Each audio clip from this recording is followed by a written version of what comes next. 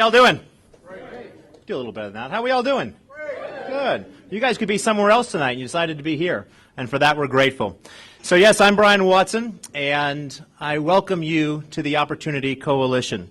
I want to acknowledge first the Innovation Pavilion. For those that don't know, I bought this building a few years ago from a lender, and it was a distressed asset. And I bought it because of the vision of Vic Ahmed and his team to create jobs and opportunity for people.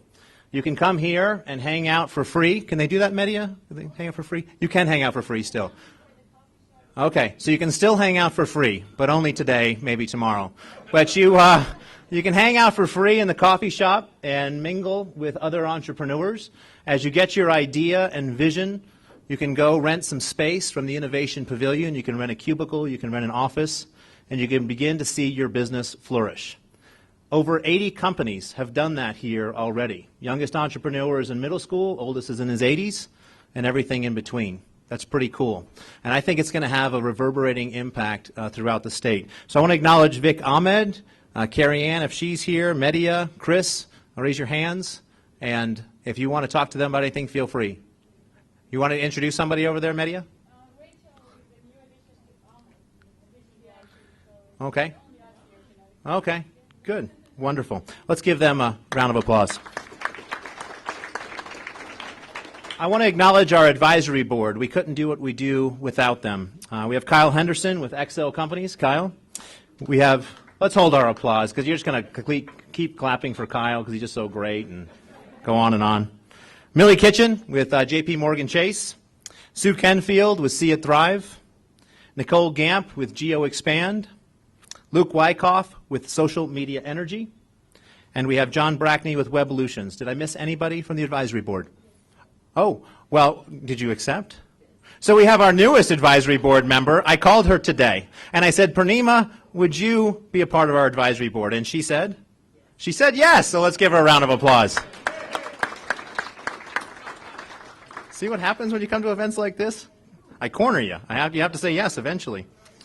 I also want to acknowledge Tony's Market. We have Lindsay here with us tonight. Lindsay, do you want to come up right quick and say a word?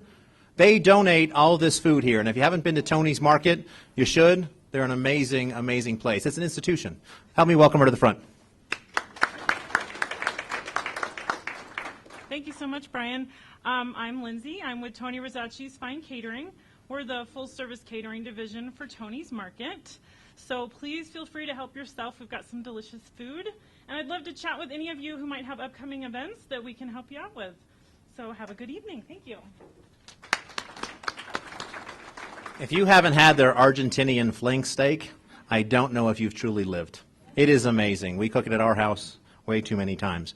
We also draw business cards. One of the purposes of the Opportunity Coalition is to promote business and to promote connections among people. So I want to ask Millie Kitchen to come up, and we're going to draw a card. And if I announce your name, we'd love you to come up and speak for 30 seconds. If you go over 30 seconds, I'm going to cut you off because that's just my job. And if you don't want to come up to the front, just give me this signal, and we won't put you on the spot. So with that, I don't want to be the one drawing it, though, Millie, so you got to be the one. I've got a fancy plastic black plate tonight. Oh, do you? Okay. Great. We have Chris Whitaker. Chris, you want to come up? Help me welcome to the front. Thank you, Brian. So 30 seconds. Michael Knight was kind enough to invite me this evening to meet all of you and get a chance to be at the Opportunity Coalition. My company is Aegis Financial Consulting Solutions. We provide small businesses and mid-sized companies with financial consulting services from corporate experience and expertise down to their level so that we can make them better in every way and every facet. Thank you. That's what we do. Awesome. Thank you. Appreciate it. Thank you. It's tough to give that elevator speech in 30 seconds or less. You did a good job. So, why did we found the Opportunity Coalition? 3 simple reasons. First and foremost, to promote free enterprise. Free enterprise, where people can go out and achieve their dreams. Second, to build bridges of dialogue and understanding and communication for diverse people throughout the great state of Colorado. And third, to create opportunity for each of you through new ideas, businesses, support, and connections. So thank you again for being here tonight. Before I introduce our speaker, I want to share a few thoughts. And I always like to do so, and I like to try to tie it in where I can to our speaker. Here at the Opportunity Coalition, our goal is to never shy away from controversy, but rather always create a forum for meaningful education and open dialogue. Couldn't we use a little more of that in society, where we have civil, open dialogue, no matter of your political affiliation, no matter of your race, your economic background? That is the true essence of America. If we seek first and foremost to shape and influence tomorrow together, we want to welcome discussion on all issues affecting business and culture in the great state of Colorado. With that in mind, I'm grateful this evening that we have a unique opportunity to do just that, to hear from a PR professional and respected leader in Colorado's newest and fastest growing industry, cannabis. It's been around for a little while, but in terms of being an official industry, we'll call it that, in case anybody's taking down notes. One of the strongest underlying principles that drive all of us at the Opportunity Coalition is the belief that free markets and capitalism allow for advancement of new ideas and the greatest opportunity and freedom, while affirming the dignity and worth of every individual. Part of the beauty of this means that being free enough and bold enough to wrestle with topics, issues, and frankly, policy experiments that will define our families, our communities, our state, and our country for many years to come. It was the great Martin Luther King Jr. who said, "Intelligence plus character. Intelligence plus character, that is the goal of true education." Let us strive towards that enviable goal this evening. We did a little research on the cannabis industry in Colorado. I found it quite interesting, and hopefully you may as well. The marijuana cultivation and manufacturing facilities in Denver occupy 4.5 million square feet. 4.5 million square feet. That's the equivalent of about 78 football fields. Now, I'm in commercial real estate. This is what I do, go buy vacant buildings to create jobs and opportunity for people.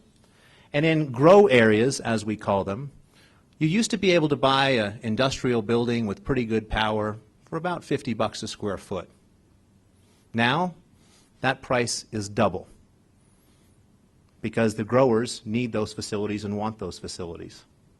Rental rates, as an example, for industrial space range anywhere from $3.50 to maybe $5 a square foot triple net.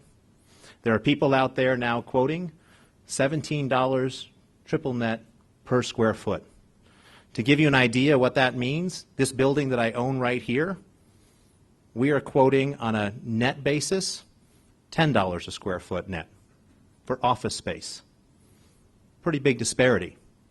If you put the math to that, that means there's about $250 to $400 million worth of real estate alone for grow facilities.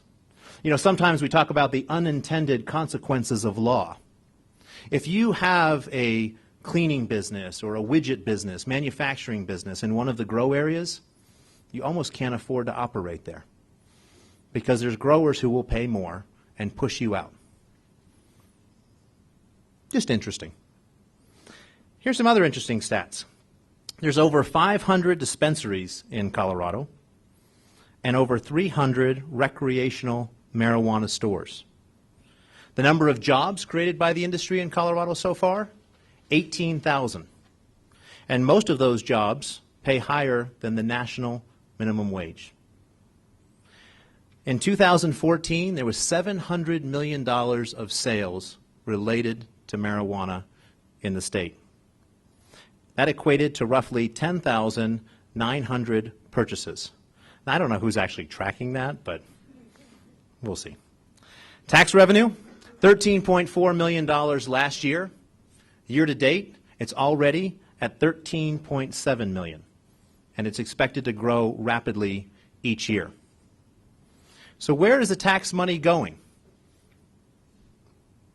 Colorado schools will get an infusion, it's estimated, of $40 million. And Colorado has earmarked the money for school construction, law enforcement, substance abuse and prevention, as well as youth services. Across the nation, 23 states and the District of Columbia have legalized medical marijuana. Various other states currently have marijuana legalization bills on the ballot for 2016. In sum, this is an industry that has arrived. This is an industry that's growing, whether you like it or not. The question is, are you going to be informed about it? And that's the purpose of why we had Joe Hodas come to us this evening. So Joe has 20 years of experience in consumer marketing tactics and cross-functional approach to brand leadership. He has a broad skill set across media relations, channel strategy, branding, marketing, advertising, social media, investor relations, and crisis communications, all which probably play well into his current role. One day he decided that it might be fun to put those skills to use in helping to build the future of cannabis with Dixie Brands as Chief Marketing Officer. I like this part in his bio that he says, before his adventures on the green side, so there's a dark side, there's a green side, there's all kinds of different sides out there. But before his adventures on the green side, Joe served as a partner and executive vice president of channel management at Vladimir Jones, one of the largest and oldest independently held advertising agencies in Colorado. Prior to joining that firm, he served as VP Communications for a private equity firm, Consumer Capital Partners, where he oversaw communications for emerging brands such as Smashburger, as well as established names like Quiznos. He started and earned his PR chops as Senior Director of Corporate Communications for Frontier Airlines. As Frontier's primary spokesperson, he was the public face for the airline, coordinating all of Frontier's unpaid or earned media efforts. In addition, he oversaw their internal communications, investor relations, government relations, and community relations efforts. With that, help me welcome Joe to the front.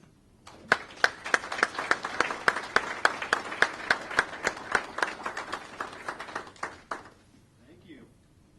Sometimes when you hear your bio read out loud, you just think, oh, I need to shorten that because that sounds ridiculous. So I think I'll have to go back and take another swing at that. So thank you, everybody. I appreciate you being here. And, when Kyle and I first, where's Kyle? Where is he? Somewhere. When we first started talking about this, I said, do I need to prepare anything, presentation, whatever? And you said, no, just go up and talk. So that's literally what I'm going to do is I'm going to come up and talk for a little bit, tell you a little bit about how I got into this industry, why I got into this industry, maybe some of the good and the bad about being in this industry. And then I'd love to, and we talked about this just before I got up here, I'd love to really hear your questions because I'm sure there are a lot of questions that you may have, either positive questions and some negative. I'm ready for all of those because I think that the hard questions are the ones that create some of the best dialogue. So I've been doing this for about 18 months now, and I was telling this story earlier. When I was with Vladimir Jones about 5 years ago, Dixie came to us through a young woman that worked for me and asked if we'd be interested in doing some brand work for them, and I was pretty excited to do that because it just sounded like a lot of fun, frankly. It was early on in the growth of the industry. It was 2010, so even though the legislation had passed many years prior, the infrastructure wasn't really in place until 2009, and then 2010 we began to see some dispensaries opening and the ability for companies like mine to begin to sell products. So it was very early on, one or two products really at that point. We now have 20 to 30 across about 100 different SKUs. And so I said, yeah, that's a great opportunity. Let's do that. So my agency ended up doing a little research for Dixie. We did the logo that Dixie currently uses. And we did a little bit of PR work. And that's really how I got to meet the company initially. But what was most fascinating to me was in the research. We began to really understand the consumer, people who were purchasing Dixie products or edible products in general, Oh, and I probably should back up and tell you exactly what we do. My bad. We actually, and I haven't consumed any cannabis, by the way, just to be clear on that. We are an edibles manufacturer, so we make edibles, topicals, tinctures, about, as I mentioned, 20 to 30 different products across 100 different SKUs. Our flagship product is our Elixir, which is a soda that we make in about 6 different flavors.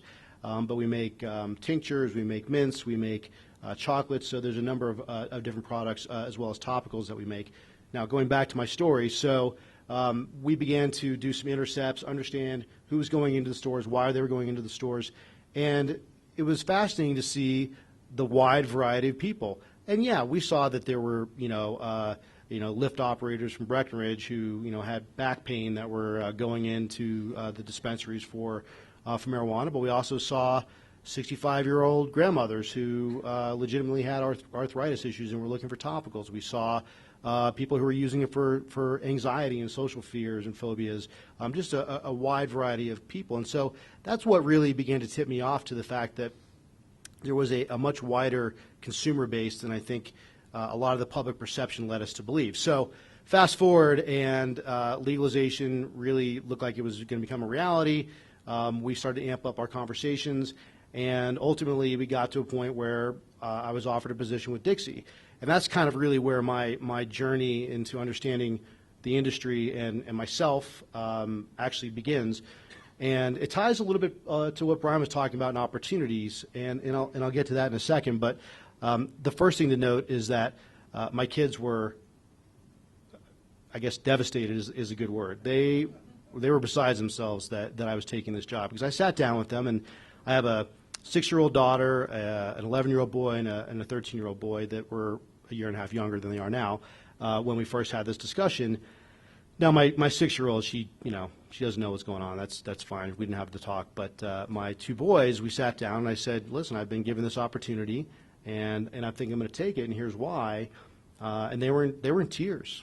They were really, really, really upset, because to them, it was pretty black and white, particularly my older one, because he is very much into sports and had seen so many of his the athletes that he admires getting busted for marijuana and being suspended. And so as far as he was concerned, marijuana equals drug equals bad, and that was the end of it. He's a very black and white kind of thinker, and they were in tears, and it was really hurtful, for me to have that conversation, knowing that honestly I'd made my decision. It wasn't as if I was asking their permission, because I did think about the conversation when he's 21 and I tell him that I could have been involved in this industry at the ground floor, and he'd look at me and go, well, what were you doing listening to a 13-year-old, taking advice from your 13-year-old, which probably wouldn't be the best idea. So I didn't listen to them, and I ultimately said to them, I'm going to move forward with this, and I promise you guys that that we'll have honest and open dialogue about this, and I'll share with you the things that I think are good, and if we think there's something bad, or there's something that I see that I don't want this industry doing, I'll work hard to make those changes. Because part of it was, I said, I can sit on the sidelines and watch this industry unfold, because it was going to happen regardless of whether I was involved, or I can be on the inside and maybe help affect change. And luckily, I've had opportunities to do that. So I've been involved with legislation and rules promulgation. I've been over the last 6 months on the CDPHE education campaign committee. So if you guys have seen like the Good to Know campaign, they're just now rolling out this week, in fact, with the youth prevention campaigns, in-school programs. I've been involved with helping to shape those messages in that campaign. Those are the opportunities and the things that I was really most excited about getting involved with when I first started doing this.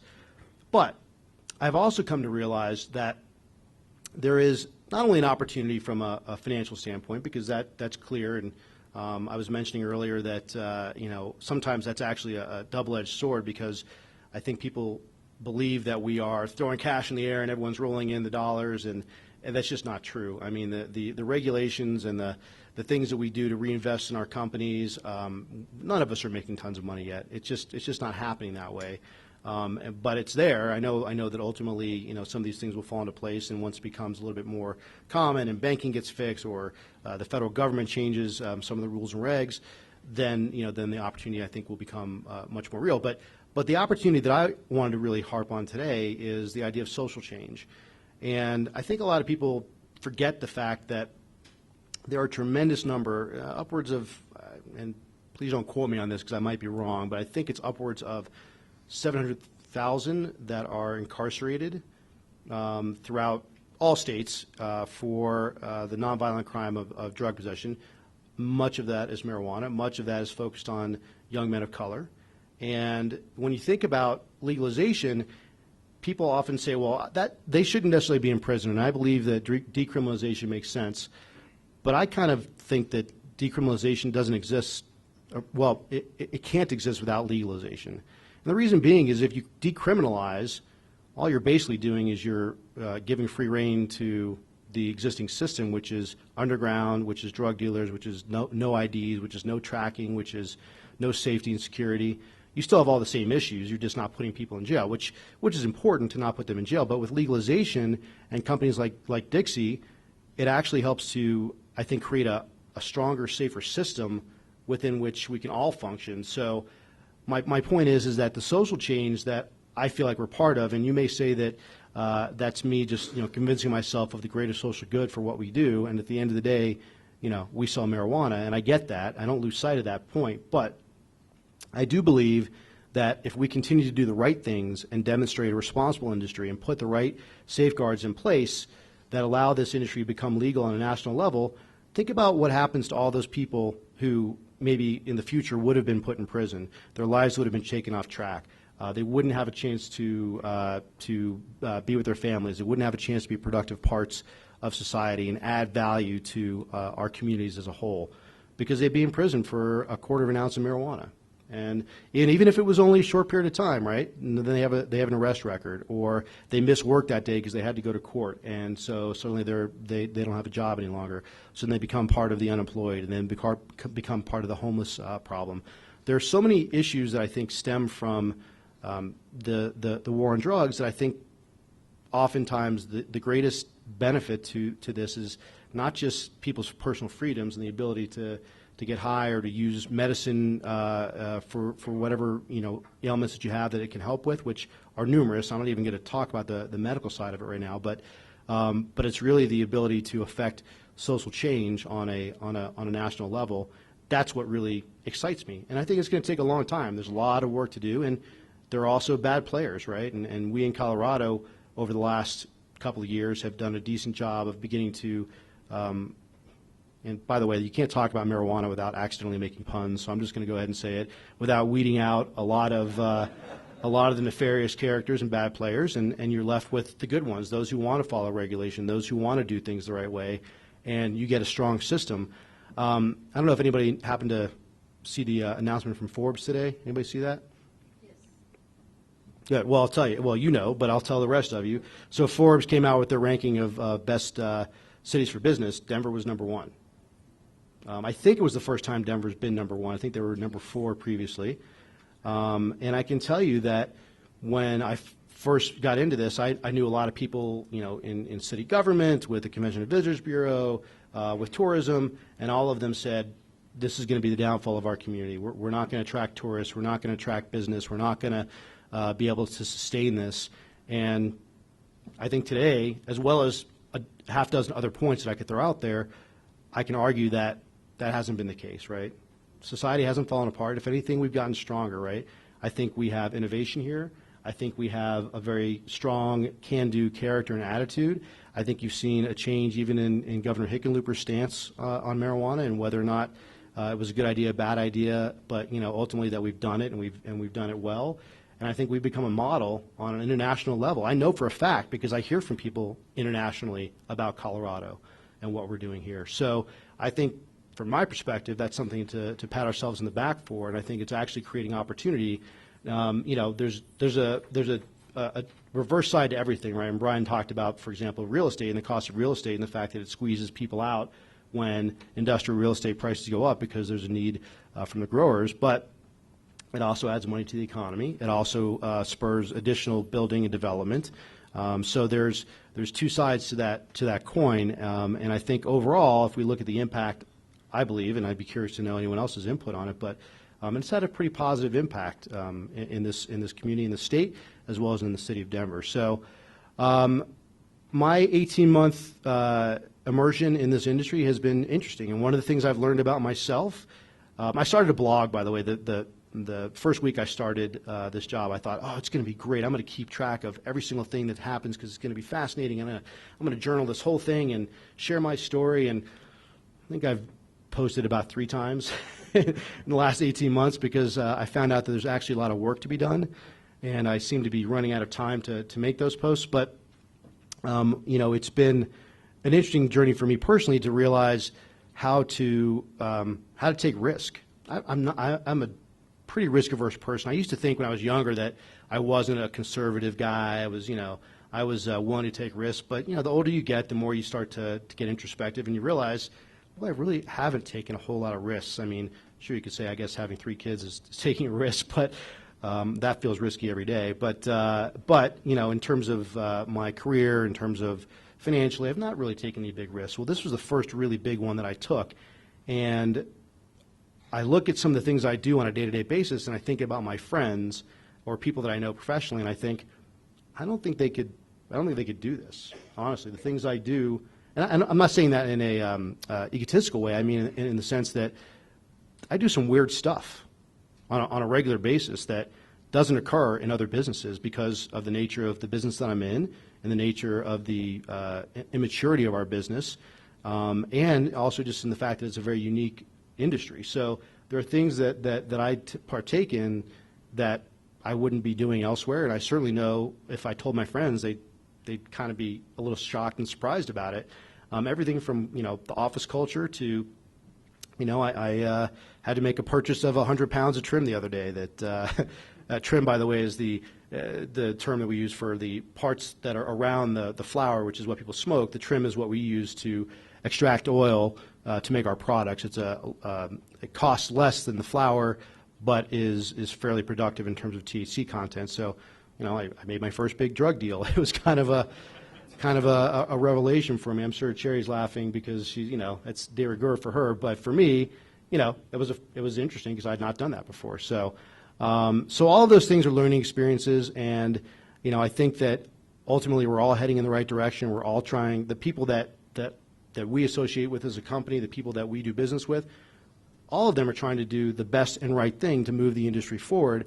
I don't see very many people that are looking to game the system, that are doing things illegally, or that don't welcome regulation. We were talking earlier about California. My company just announced that we were going to launch in California this month. California had not been on our radar primarily because they lack regulation. We didn't want to be in a market that didn't have regulation. Luckily, we found a really good partner, and we believe that regulation is heading rapidly in the right direction for California, and that they ultimately will legalize and create a whole infrastructure in 2016. But we believe that regulation is our friend, and we welcome it, as do most of the people that we work with. So now I'm just kind of rambling. I guess maybe we'll you want to do a little Q&A? Does that work? Okay. Yeah. Come on up. And I'll just stand over here. So let me get it started with 3 questions, and then we'll open it up to the group. What is the greatest difference or challenge in working in your current industry versus your previous jobs? So I was alluding a little bit to some of that just a minute ago in terms of the things that we do on a day-to-day basis. And one thing is that it's a heck of a lot more dynamic. I mean, my days are never the same. And in terms of my specific career set, which is marketing, advertising, public relations, I have opportunities that I've never had. Even in the airline industry was very high profile, lots going on, crisis communications, brand was really important. Even compared to that industry, it pales because there's so much focus on this industry, so much attention. So the things that I get to do and the challenges that we have to overcome are really interesting and meaty. That's really what kind of initially interested me. All the social change stuff kind of came later, but it was the idea that I could get in early on with an industry and help build it and shape it from a marketing and PR standpoint, or with a company from a marketing and PR standpoint. And that's turned out to be absolutely true. Now, the flip side of that is that, I've never been with a company or a job where, crisis hits every single day and we maybe spend thousands of dollars on a product or packaging and suddenly we have to redo it in, 2 months. I mean, that doesn't occur elsewhere. So those types of challenges while they are great opportunities for learning and really exciting and really stressful, they can also be exhausting. And that's where I think a lot of people in the industry, particularly those from the outside who are looking at it saying, it looks so exciting, it looks so much fun. It is, but it can be really exhausting as well. So I think seems like a misperception out there that you all are making money hand over fist. And looking out at the current landscape of the operators, how many of those do you think are doing well, and how many might not be around in the years to come? So there are some that are doing well, right? And there are some that are making decent money, although many of them are reinvesting it into their companies or into expansion, or frankly, an expansion into other states, which is very costly as well. I think lawyers are making out really well. Lawyers and consultants are doing really well. But I would say probably I would split it a third and a third and a third. I think that there are a third that are doing really well and they're continuing to grow and are successful. A third are kind of hanging on and kind of cruising at sort of the same level they've been for the past few years. And then about a third are struggling. And, we see on a regular basis dispensaries that go out, companies that don't make it. We're going to see probably in the next 4 or 5 months, there's going to be a significant glut of raw plant material in the market, so flower and trim, because there's been a number of new grows that are coming online. So that's going to affect the economics of that part of the industry. And this is all about cycles, right, because it's a new industry, and although the government tried to put certain parameters in place in terms of plant caps or license caps, things like that, to prevent overdevelopment of the industry too quickly, as some of those begin to be removed and typical market economics begin to take shape, we're going to see a lot of this going on. So, there'll be growth and then there'll be contraction. There'll be growth and there'll be contraction until we get to a steady state, which I think probably won't be for some time. Where do you see the industry going on a national basis? What is it going to look like in the next 5, 10, or 20 years from now? Well, if I could answer that question, I'd actually be making a tremendous amount of money. I don't know. We were talking about this earlier, and my CEO used to claim, a year and a half ago that national legalization would occur by 2017, and I used to laugh at him because I didn't think that was possible.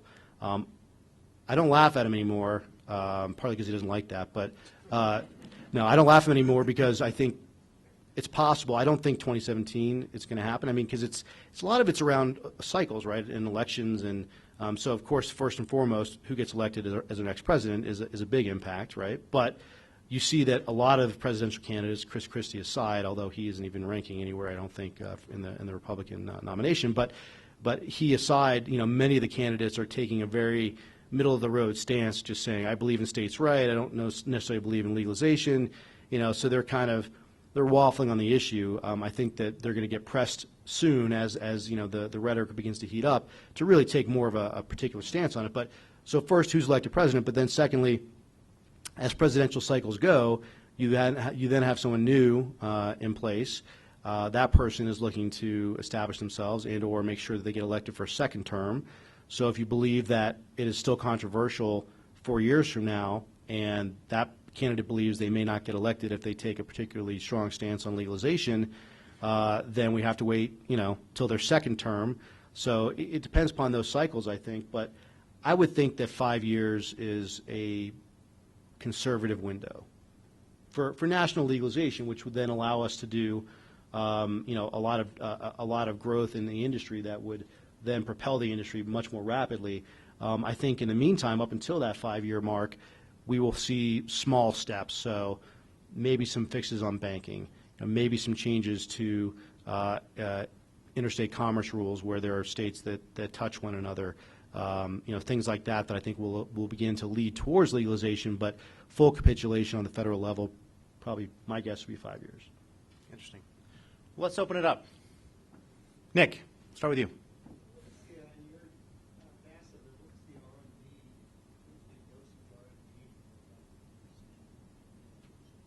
So the question is, how much money is he spending in R&D? Or, oh, okay.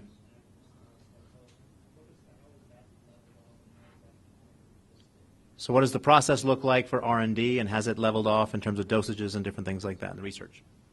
Sure. So there's actually two parts to that question that you're asking. So one is as it relates to some of the challenges that we experience in the industry with dosages of products being maybe out of line with the size of the product, for example. And that was a big learning curve, really, for the industry. And in hindsight, you could look at it and go, well, obviously that would be a problem, right? But we all said, the industry, when legalization first occurred, they said 100 milligram was the maximum dosage per product. So we all took our 300 milligram products, made them into 100 milligram products, neglected to recognize that the recreational consumer may be a little different than the medical consumer. And so that 100 milligram, small footprint product that our medical consumer was asking for didn't really make sense at 100 milligrams for the recreational consumer. So we made some changes. We, as Dixie, for example, within 4 or 5 months, we launched a product line called Dixie One, which is a single dose, single serving product, so 10 milligrams or less per serving, and 1 serving per product. That was one of the first in the market, but it's an interesting point of that, just as a little side tangent, is that the market dynamics didn't really welcome that. And by that I mean the bud tenders and the dispensary said, no one wants a low-dose 10 milligram product. That's not going to work for people. They're not going to buy it. That's problem number one, because they're the ones selling the product for us. Two, was the fact that at 10 milligrams, it doesn't scale very well. So if you have a 100 milligram product, just for math's sake, a 100 milligram product was $20, and a 10 milligram product certainly wasn't 1/10 the price of the 20 milligram or the 100 milligram product, right? It was more like probably 50% the price. So there was this economic balance issue, and we just kind of felt that the consumer maybe would pay a premium because they'd want a product they felt safe with, that they knew that it was going to be a good product for them. Now, fast forward, the government put in regulations that required us to change the nature of our products, so we had to get rid of some products. We had to change all of our packaging to ensure that the products were no more than 10 milligram per serving and no more than 10 servings per package. But your other part of your question is around the science of dosing. Now, we do have testing for dosing and for homogeneity. So we know that when we put a product in the market that says it's 80 milligrams, it's going to be 80 milligrams with a variance of, let's say, 15% on either side of that 80 milligrams, and it's going to be labeled appropriately, and that THC is spread appropriately throughout the product, so that if you took one piece, you're not going to get all 80 milligrams in that one piece. So there's been a lot of work towards that, and a lot of testing that takes place to ensure the safety of that. But where I think we lack, and I'd like to see more, is in the true science side of, well, what does a dose require? What does a patient or a consumer require from a dose perspective? Because the unique thing about cannabis is that it affects everybody differently, because we all have an endocannabinoid system, and the way that cannabis interacts with our own bodies is just different. And it's not because I'm a big guy, that doesn't mean I can consume more cannabis. In fact, as you know, it affects me pretty significantly, whereas I have, friends who are 5'4" and, weigh half my weight, and it doesn't affect them the same way. So there needs to be much more research, and we're working on that. But the federal government, I don't mean to get on the advocacy bandwagon here, but the federal government hasn't been really open to allowing some of that research to happen. I think as we fix some of the other issues in the industry from banking and elsewhere, research will become a big part of that, and we as a state are trying to fund that so that there is more research, but it's going to take a while. So, sorry, that was a long-winded answer. I apologize. So Kim Harburg, owner of my favorite saddlery company, and I have one of your saddles. What's your question? Well, Joel, you had me right up until you said you welcome more regulation. And I thought, no, I've never heard that from a business person. So could you maybe explain what is good regulation? Because I can tell you in my business, I have never run across it. So Kim's question, he had him until he started talking about enjoying regulation and accepting good regulation, and what does that look like? To be clear, I didn't say I enjoy regulation. Okay. I just want to make that clear. But make the question a little more. The reason I said it, we welcome regulation and that we consider regulation to be our friend is, and I'll use California as an example. That industry in California it's a mess, and they don't, there's no clarity between what is and is not illegal. There's a lot of gray territory. They don't track any of the products from seed to sale to understand where they came from. They don't track plant counts. There's no limits on edibles and how they're packaged. So all of those things, because of the development stage that we're at from an industry perspective are really critical to be able to establish ourselves as a responsible industry and to move forward in a way that allows this industry to grow. I think 5 years from now, I will be singing a different tune. I'm not going to suggest that I always want to have more and more regulation. I don't want to be overregulated, and right now, in many ways, we are. But I think the philosophy is I'd rather see us go too far this way and then begin to peel some of that back once people realize, okay, it's not the end of the world. You know, we're not going to have drugged out zombies walking around the streets just because, you know, they can access marijuana doesn't mean that we're going to have these issues. So we will come off of some of that really strict regulation, but I think it's important to establish ourselves as an industry. I think we need to have that regulation right now. Interesting. So, Why don't we go on this side of the room, Casper, and then we'll work our way back. What are some of the banking challenges that you're seeing right now in the industry? The question is, what are some of the banking challenges that you're seeing in the industry right now? a complete and total lack of. I mean, banking is it's a challenge. So the fact that we don't have regular access to banking, some of us do have banks that we bank with. Others of us have alternative banks that we work with. There is no real lending program, and if there is any lending, it's coming at usury rates like 20, 25%. So that it makes it difficult for us to reinvest in our businesses and to do the right things. And so, that becomes a big issue. I think it's a safety problem first and foremost because when you have dispensaries, for example, and you have to pay your employees in cash because your bank just dropped you last week, and so you have to pay them not through a paycheck but through cash. You now have a 22-year-old young lady walking to her car with $1,500 of cash in her purse. That's not a good idea for anybody, right? And that happens every day, all day, across the state. So it's the complete lack of access to banking that's the issue. But then downstream from that, it causes all of these other problems. The reinvestment, I often joke about the irony of the fact that we're asked to make all these changes due to regulations and all of the dollars we have to invest to be sure that we're compliant, but we can't get funding and loans the way that any other business can. So when someone suggests, well, why can't you just go out and, buy a piece of equipment to do that or make that change? Well, great. Do you want to finance that for us? Because we can't get money. So, we need to solve that issue so that we can grow responsibly like a normal business. I know we have many bankers in the room, so interesting feedback. Michael, you had a question? I did. It was along the same line. The chief of police of one of the nearby suburbs told me that he feels like organized crime is watching the activity of your cash and the banks won't take your cash. And he's wondering, when it's going to happen, in other words. And I'm just curious what thoughts you have about the banking industry getting to the point where they will accept your deposits every day.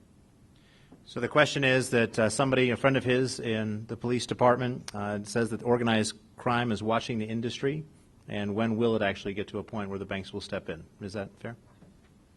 So I'm probably going to insult about half the room with what I'm about to say, but when you put bankers and lawyers in the same room together and let them decide how they're going to translate what the federal government is telling them they can and can't do, they're probably going to go with the most conservative translation possible. And I get it, right? And I've read the language. I've read the the SINFEN documents, and I understand that when it says, if you knowingly accept money that is generated from a federally illegal substance, that is called money laundering. That ends the conversation right there. I mean, and I get that, right? Some banks are willing to take that risk or feel that they've had enough conversation with the FDIC that they're comfortable with it. But the real answer to your question is, I think when there is a death or multiple deaths and, there's a real crisis of security, that's when maybe something gets done. And I hate to think that it has to get to that point, but, in the meantime, I don't see any movement on it. Interesting. Joe, you had a question back there? Yes, go ahead. One of our clients has a design for an alternative banking type institution. He's taken it all the way up to the Secretary with passive approvals that have been designed to work. He's a Washington lawyer, he's a creative guy, been involved in getting a lot of banking things done in his past. And he wants to come out here and talk to people, but I don't have to listen to him. Can he come talk to you or? So his friend has an idea for an alternative banking method, and he wants to come to Colorado to figure out how to develop those relationships. He's got the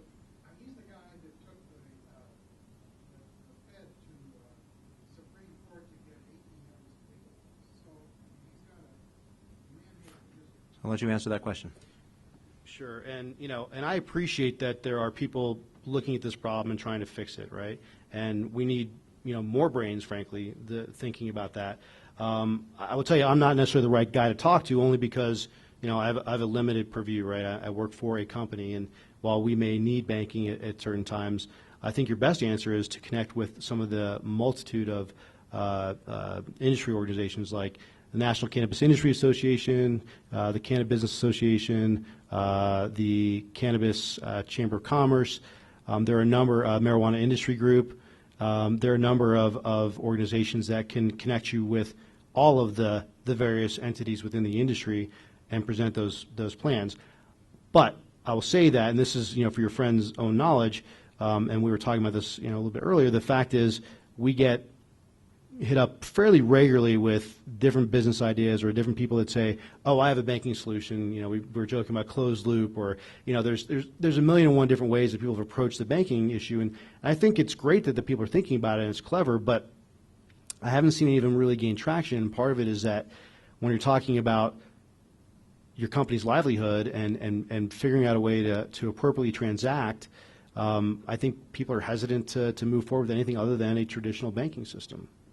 So, Let's move to the middle, and then we'll go back. Yes. I have more of a personal question. I have kids, your kids age, 6 and 11. And I'm very curious about how you talk to them about it.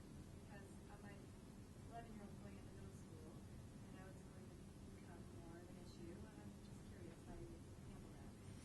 So the question is, she has kids the same age as Joe's, and how do you have that conversation about marijuana with your kids in today's day and age? So for me at least, I think the benefit was that it gave me a reason to talk to them about it. I probably wouldn't have talked to them about it when I did, at the age that I did, even though, to your point, I mean, my 13-year-old's about to enter 8th grade. I have no doubt that it's there at his school, or I don't even know, maybe someone's offered it to him before. But it gave me a reason to talk to him about it. And the way that I talked to them about it is that I talked to them about it in terms of coming at it from a factual and a data-driven perspective, that there is, for all the things that we don't know about marijuana, we do know that it affects the developing brain. We do know that, if you have aspirations to, whether it's play sports or to do well in school, those types of things, that marijuana can impair your ability to get there. And it's a different tactic than the Just Say No to Drugs campaign. That clearly doesn't work. And I don't scare my kids. I don't tell them, they're going to be grounded if I catch them with marijuana. I talk to them about it factually. Now, for me, and you guys who have older kids, you might be chuckling about what I'm about to say, but I believe my kids when they tell me that they have no interest in it. My oldest is very black and white, as I said earlier, and he's like, I will not touch it. I have no desire to, but that may change later on, right? And so I try to have open and honest dialogue with them about it, and I also try to make it not taboo in our house. If they ask me about, hey, is that a dispensary? Yeah, that's a dispensary. So-and-so's dad had marijuana, and I say, well, he's an adult. He's in this state is allowed to do that. This athlete got busted for marijuana. Well, you know what? That athlete didn't play by the rules that he was given. That was his choice. He made a bad decision. Marijuana was forbidden based on the rules and regulations under which he was playing, so he suffered those consequences. And that's how I talk to him about it. And it's not, every day, but obviously in my house it comes up quite a bit. And, maybe sometimes I almost feel like we treat it a little flippantly. Like I had a bunch of packaging in my trunk one day, and I opened my trunk, and my kids were like, "Dad, what's all that doing in your car?" I said, "Don't worry, it's not full with product. It's actually just packaging. Don't worry about it." But, they care about my safety as well, and that's how we have the dialogue. So. It's helpful. So in the back, maybe? I just want to be, yes. On the federal level, they're asking for it to be proven in order to change it legally for banking regulations, for it to be proven as a medicinal use. So is there anything that you guys are doing to actually track recreational versus medicinal? Obviously, it's the same plant. To be able to track that and see how the actual analytical data, big data, technology world is tracking that data to say this medicinal use is actually So the question is, for the feds to approve it within the banking sector, they need proof that it has medicinal value, and what is being done to maybe address that? Well, I'll first answer that by stating the obvious irony of that, which is, they want research to prove it, yet they're not willing to allow for that research to occur. So it's very much a catch-22, because for true research to occur, it's not companies like Dixie. Sherry was saying that they do a lot of tracking of their medical patients, and that's great, right? That they have some of those outcomes that they can point to, but the federal government's not going to take her data and go, okay, clearly we have evidence, right? But they're going to trust a university, or they're going to trust big pharma, unfortunately, to demonstrate that for them. And I think that they're looking for data that they haven't allowed to occur. I also don't think that we financially can shoulder that burden. I have a good friend who has a kid with autism, and he asked me about research. Are you guys doing any research on that? And I said I would love to, but I can't feel that kind of true clinical research to be able to demonstrate the impact of marijuana for autism. There are companies that are doing it, but we're still early on in that process. So I think if the federal government through NIDA and through their efforts were to allow for greater access to research-based marijuana, I think we'd have quicker results. But until that occurs, I mean, it's going to be very piecemeal. I think I lament the fact there are other countries, by the way, that are doing a much better job of it. Israel is leading the charge by far in terms of their research, and not only in terms of outcomes and results, but that the government is actively involved in that research and developing the regimens around that research. Interesting. Yes, I'll come back over to you. I want to go to this side of the room. Yes. Yes, so I'm curious about the percentage of sales for edible product versus smokable product, in terms of what the percentage is and whether you see that skewing or changing. And then also the issue of product not being consumed here in the state, but actually out of state.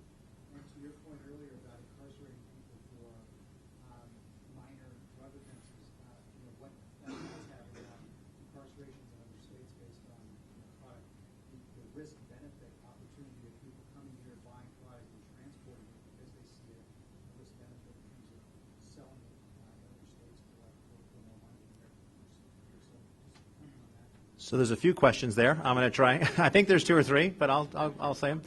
So the question is, what are the percentages between edibles and smokable product? How much is staying in the state? How much is going out of the state? And how the risk-reward benefit may affect those who are could be incarcerated out of the state. Okay, and I'll try to remember all those as well. So I'll try to remind you. in terms of the split, the state came out with some data at the beginning of this year from last year that showed that about 45% of purchases or 45% of consumption was going towards edibles. I believe that some of that data. So first of all, the data. I don't know the data is as accurate as it needs to be, and I think that some of that data gets a little confusing because there are multiple categories that can kind of fall under the non-smokable. So concentrates is a big growth sector that was generating a lot of revenue. But if you ask me anecdotally, by talking to stores, I would say that 30 to 40% is reasonable. Some stores is less, some stores is more, because it depends upon who your consumer is in those stores. Edibles are more appealing to different consumers than others. So it depends upon the store. Now, the next question was how much is being diverted.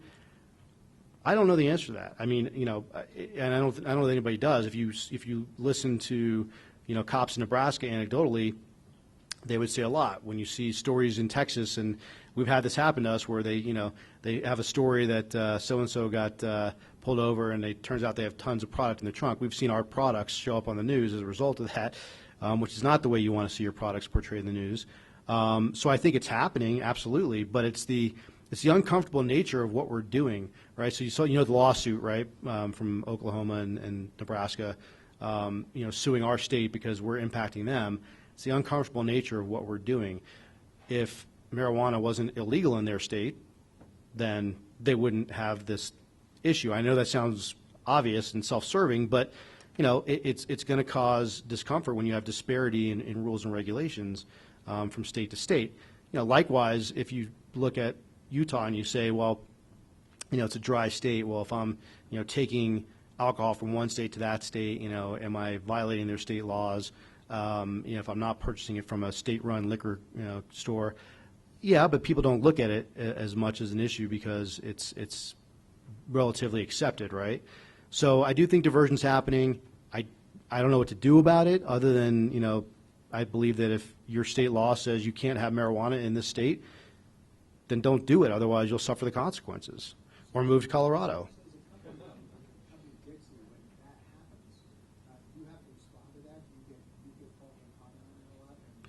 No, we haven't. I mean, and my comment would be, if it was purchased in Colorado, it stays in Colorado. So, that would end that discussion. And then what was the last one again? I think you got them. That was it? That's Okay. most of them. Okay. So let's have 3 more questions, and then we'll go. You keep raising your hand. So yes. I just had a question. How much do you think that the marijuana industry has contributed to tourism here in Colorado? I maybe don't keep track of this, but it seems like you kind of implied earlier that Colorado jumped from 4 to number 1. Maybe that marijuana had something to do with that. But do you think that that has played a role in tourism increasing people wanting to come to Colorado? So the question is, has marijuana contributed to the increase in tourism in the state of Colorado? Well, the basic answer is yes, clearly. Now, the number I used earlier about Forbes was actually Denver being the number 1 city for business, so a little bit different than tourism. But serving many years with Frontier and also actually serving on the board, the tourism board here for the state for a little bit, I have it's very near and dear to my heart. I'm a big booster for the city and for the state. I love the state that I live in, and I will tell you unequivocally, is that the right? Unequivocally, that it's absolutely having an impact. But what frustrates me is that neither the city or the state will recognize that. About 2 months ago, the story ran about how it was the best year of tourism ever, and they did all the studies, all the longitudinal studies that they do to demonstrate how much revenue came into the state and everything, and best year in the history of Colorado.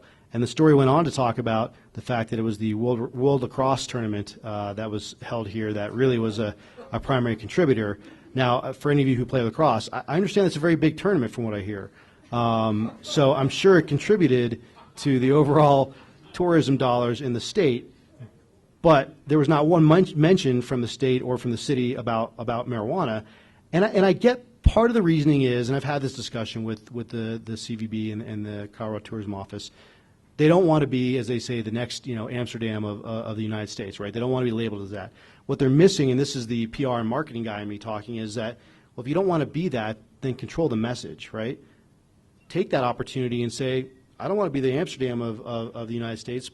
We need to be this, so let's make sure that that's the message we're giving. But to completely ignore it or to blatantly say that it has nothing to do with the tourism dollars we're seeing here is ridiculous, because I guarantee you that there are skiers, and people will argue and say, well, yeah, but there are skiers that don't come here because they don't think it's family friendly because of marijuana. There probably are, right? But majority of skiers, if they have a choice between Utah, where they've got great skiing, or Colorado, where they've got great skiing, they're probably choosing Colorado a lot. So A lot. Okay, 2 last questions. Brian? I'll get you home. Joe, this has been very informational. Thank you. Stuff that I'm not hearing about or reading about in mainstream media. What kind of media calls do you get, and what kind of media are calling and reaching out to you about this? So Brian's comment is he's hearing things that he usually doesn't hear in mainstream media. And what type of calls are you receiving from media regarding the industry and what's happening? Brian, thank you for that question. I know Brian previously, and Brian, I have to tell you that I'm a lazy PR guy because I don't have to make very many proactive calls. They come to me, and there are a lot of them that come to me, and so I probably should do a better job of proactively telling them what I want the story to be, but that's another discussion for another day.